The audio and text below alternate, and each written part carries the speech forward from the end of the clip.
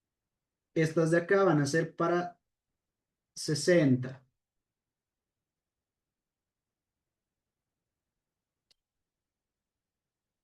Estas de acá son 50. Y finalmente tengo esta de 40. Ahí, rápidamente tengo entonces esta edificación y le vamos a poner empotramientos, unos empotramientos. Seleccionamos y acá venimos a soportes y quiero que sea fixed y aplicar. Entonces ahí yo ya tengo toda esta estructurita y vamos a crear unas combinaciones de cara, ¿no? Loads, load combinations de más que una carga en estado límite de servicio. Ok, esta carga entonces va a ser 1. Me falta esta, ¿no? Listo, se suman con un factor de 1, aplico y cierro. Ahora sí, hago el cálculo, ¿no? Hago el cálculo. Esto va a tardar tal vez un poquito por el hecho de que es bastante grande la estructura, ¿no? ¿Por qué no? Bien, ese es el procedimiento que haríamos todo, ¿no? Diseño, toda la edificación, perfecto. Pero veo en planta. Vamos a irnos hasta la base, ¿no? Ahí estaría. Y en esta parte, algo no me cuadra por acá. Bueno, no pasa nada. Ya. Vemos la base, el análisis de resultados y pido que me muestre lo que son sus reacciones en Z, ¿no? Con descripción. Muéstrame para la combinación. La central. Tengo 2637.30 o 2637. Esto es lo que yo requiero, ¿no? Ahora, obviamente, en este caso, tengo 45 metros hacia arriba, ¿no? Tengo 2640. La resistencia que yo tengo en este caso son de 463. Es muy poquito. ¿Cuántos pilotes yo necesitaría para solucionar esta parte de acá? Bien, 2637, pues dividido entre esto, ¿no? Entonces, 2637 dividido entre 464. Necesito 6 pilotes, ¿no? 6 pilotes en esta parte. Bien, ahí. Para estos otros, de igual manera, tengo que hacer el cálculo y ahí obtengo el tipo de pilote, ¿no? Con cuánto yo trabajaría y demás. Ahora, eso sería de manera de predimensión, ¿no? Porque tal vez son muchos pilotes y obviamente tal vez quiero profundizar un poco más y gastar menos pilotes, ¿no? Me sería más económico en realidad perforar más que realizar otra perforación para otro pilote, ¿no? Entonces, en este caso, en esta primera instancia, yo tengo que, yo necesito unos 6 pilotes, pero tal vez quiero llevar esto a 20, ¿no?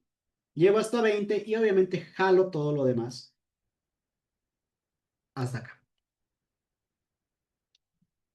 Hay algunas celdas que están combinadas, eso me va a dar problemas, ¿no? Jalo esto hasta acá, esto lo voy a jalar igual.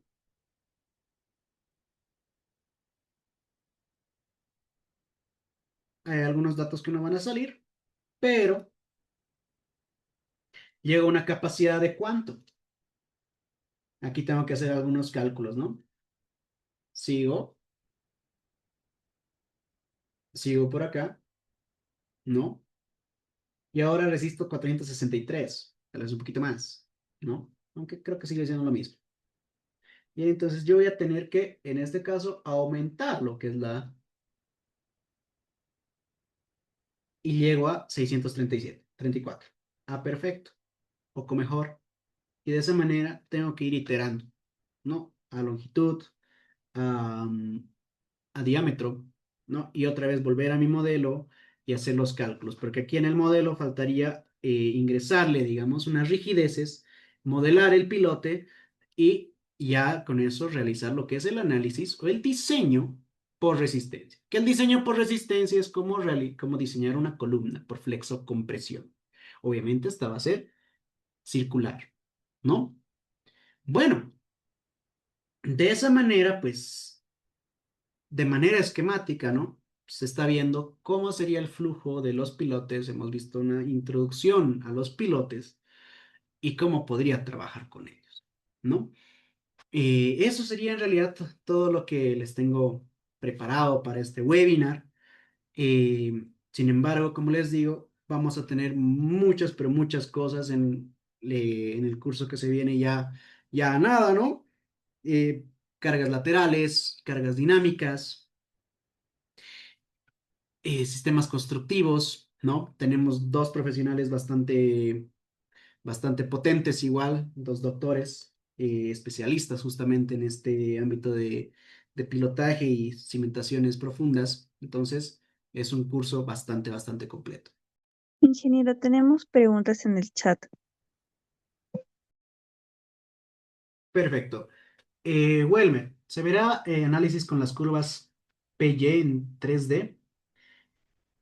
Vamos a tratar de hacer lo que es un análisis no lineal, justamente de modelar lo que son las curvas no me gustaría decirlo muelles, pero en resortes no lineales, ¿no? Justamente en robot estructural o en cualquier programa, en realidad tenemos la capacidad de nosotros crear lo que son unos soportes, ¿no? Que tengo lineal, nodal. Vamos a poner un nodal, por ejemplo, que tengo la capacidad de crear resortes no lineales, ¿no? Y crear modelos no lineales, en los cuales, pues, sería fuerza de desplazamiento o momento de rotación, ¿no? En los cuales puedo ver justamente en base a una función, adicionar justamente todos los puntos y en base a eso se realiza un análisis no lineal, ¿no? En un modelo se puede ver eso. El problema viene justamente en realizar esas curvas PY, ¿no? El procedimiento que tendríamos que realizar es dividir el pilote y crear diferentes tipos de, de curvas PY para cada una de las profundidades, ¿no? Es una tarea bastante larguita, pero se puede hacer. Bien, ahora sí, ¿qué otra consultita hay por ahí? Tocarán el tema de pilotes helicoidales. Mira, vamos a ver el tema bueno, sistemas constructivos, tipos de, no puntas, sino tipos de perforaciones que se pueden hacer, ¿no? En los cuales hemos visto justamente este tipo de, de pilotes, ¿no? Se los mostraba acá con diferentes tipos de perforaciones, ¿no? El Atlas y el Oliver en este caso, ¿bien? Pero estos son más sistemas constructivos, formas en las cuales se puede construir. Se van a tocar estos temas. Tocarán pilotes en muelles, ensayos. Mira que el curso no está tan enfocado en lo que es estructuras portuarias, ¿no? Está más enfocado en todo lo que es en tierra, ¿no? Pero como tal, no tanto portuario. Se verá mejoramiento por columnas de grava. Jorge, no está contemplado el tema de mejoramiento por columnas de grava. Está más enfocado en entrar desde cero hasta ver todas las cosas prácticas que nosotros podríamos llegar a usar. Por ejemplo, eh, lo inicial, tipos de pilotes que lo hemos visto de manera superficial, sistemas constructivos o clasificación de pilotes por su forma de ejecución, el diseño de la capacidad o el cálculo de la capacidad de los pilotes individuales, ¿no? Tanto por punta, fricción, esto en pilotes hincados, pilotes perforados, como también asentamientos en los mismos, ¿no? Tanto para pilotes individuales como pilotes en grupo. El efecto de grupo tiene diferentes connotaciones con respecto a los individuales, ¿no? Ya posteriormente a eso, que eso sería la parte estática, ¿no? Pasaríamos a la parte em, lateral, ¿bien? Cargas laterales en pilotes, fuerzas en tracción y posteriormente a lo que es las fuerzas dinámicas, ¿no? Y emplear todo eso usando diferentes software de análisis que en realidad para pilotes es mucho más sencillo usar programas como Geo5 o InSoft para que nosotros podamos realizar un diseño competente y mucho más completo. Esta parte de las planillas de cálculo nos ayudan, sí, pero siempre van a quedar con cositas debiendo, porque para pilotes se usa bastantes abacos y bastantes gráficas que los programas ya las tienen incorporadas, ¿no? ¿Se tocarán los diferentes ensayos que son sometidos los pilotes? Sí, justamente los ensayos de capacidad de carga, tanto estática como dinámica, ¿no? Y justamente tenemos un profesional a cargo, en realidad, uno de los doctores que va a dar esa masterclass, que es justamente de los ensayos que se deben realizar en los pilotes, ¿no? Entonces, como les digo, va a estar bastante completo el cursito. No sé si existen algunas otras consultas. Se aplicarán casos con la presencia de nivel freático. Justamente acá ya estábamos viendo de alguna manera, ¿no? El nivel freático, que, bueno, ¿qué va a hacer? Va a cambiar lo que es la, mm, el esfuerzo efectivo, pero como tal más allá no me va a afectar, ¿no? Lo que sí afecta es el esfuerzo efectivo. Entonces el cálculo del esfuerzo efectivo debe estar bastante consolidado en nuestra cabecita.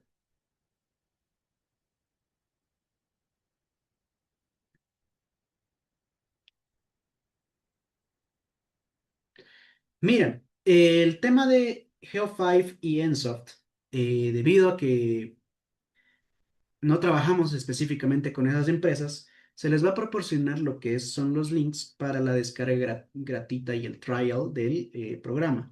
Estos dos programas tienen la licencia de prueba. Entonces, en toda la duración del curso vamos a usar esas versiones de prueba, ¿no? Y ya depende de cada profesional adquirir el software o no.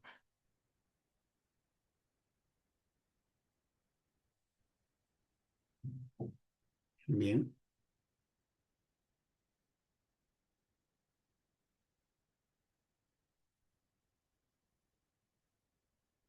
Ok.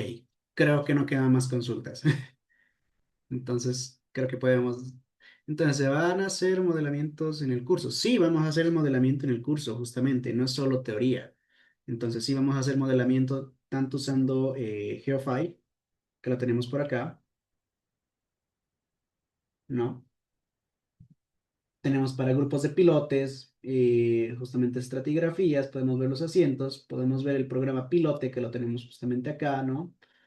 Entonces, si nosotros entramos al programa pilote, aquí tenemos gran cantidad de información y es bastante competente el programa, ¿no? Eh, como vemos, versión trial. Esperemos un momento que se termine de abrir el programa. Y aquí podemos definir justamente, es bastante intuitivo el programa, en el cual podemos ver tanto en 3D, ¿no? Como en 2D. Aquí podemos ir introduciendo los espesores, el módulo KH, ¿no? Si es constante, si es lineal, si está hecho por la teoría de Malcolm y Rees, ¿no? Podemos ir, o por la de Bessick en su defecto, definimos los suelos que vamos a tener, ¿no? Acá lo bonito de este programa es que, bueno, define el tipo de suelo y vemos justamente que acá está algo muy similar a lo que teníamos en esta parte, ¿no? ¿Qué tipo de suelo? Cohesión, peso específico, ¿no? Sin embargo, si es que no tengo esa data, lo que puedo hacer es venir por clasificar y acá escojo de alguna manera un suelo, ¿no? Puedo darle en OK y asignar, bien, nuevamente clasificar, ¿no? Ok, y de acá puedo sacar, ¿no? Los diferentes tipos. Bien, ahí tengo todos los detalles con el peso específico, si es drenado o no drenado. Bien, y esto lo puedo añadir, ¿no? De esa manera, el ángulo de dispersión y demás. Entonces, tengo la capacidad de poner justamente todo eso, asigno el suelo a los diferentes estratos, se ingresan las cargas, se define la geometría, si es circular, variable circular, tubular, ¿no? Se define el material, bien, con qué tipo de hormigón, si hay nivel freático, no hay nivel freático, ¿no? Ahí defino el agua subterránea, la configuración de qué etapas, si es que voy a hacer etapas constructivas, y directamente me va a dar lo que es la capacidad portante vertical, que sería la capacidad por punta y la de fricción, y la horizontal, que bueno, me generaría los diagramas, pero en este caso no tenemos data con la cual trabajar. Bien, eso sería para el caso de un pilote aislado. Sin embargo, también tenemos lo que es el pilote, el grupo de pilotes, que estaría por acá, ¿no? Grupo de pilotes que de igual manera ayuda bastante. Bien, ahí lo tenemos. Entonces, podemos ir definiendo las cargas y demás cosas, ¿no? Podemos verlo en 3D también. Qué bueno. Y el programa, aparte de ello, también nos da lo siguiente, ¿no? En suelos, podemos venir acá a añadir, y acá nos da diferentes formas, ¿no? En las cuales podemos tomar la ayuda correspondiente y nos dice de dónde sacar los resultados, ¿no? Acá vemos de dónde sacar, bien, deformación, y entonces nos da las diferentes fórmulas que está usando el mismo programa también, ¿no? Tiene un manual bastante útil, entonces estamos bastante saldados, ¿no? Entonces sí vamos a hacer modelamientos en este aspecto. Bueno, no se preocupen de eso, porque aparte la idea no es solo, como les decía, la parte teórica. También vamos a ver con robot qué pasa con cómo modelo pilotes en este programa, cómo modelo pilotes ya sea en ETAPS o o en SAFE o en SAP 2000 en su defecto, ¿no? Y así introducir y de alguna manera crear una interacción suelo, cimentación, estructura para que yo pueda diseñar los pilotes directamente en el programa. Bien, ¿se elaborará la memoria de cálculo también? Sí, Walter, se va a elaborar la memoria de cálculo. Correcto. Entonces, los esperamos este viernes 9 para dar inicio justamente a este maravilloso curso de cimentaciones profundas. Eso sería todo de mi parte. Entonces, nos vemos en clases.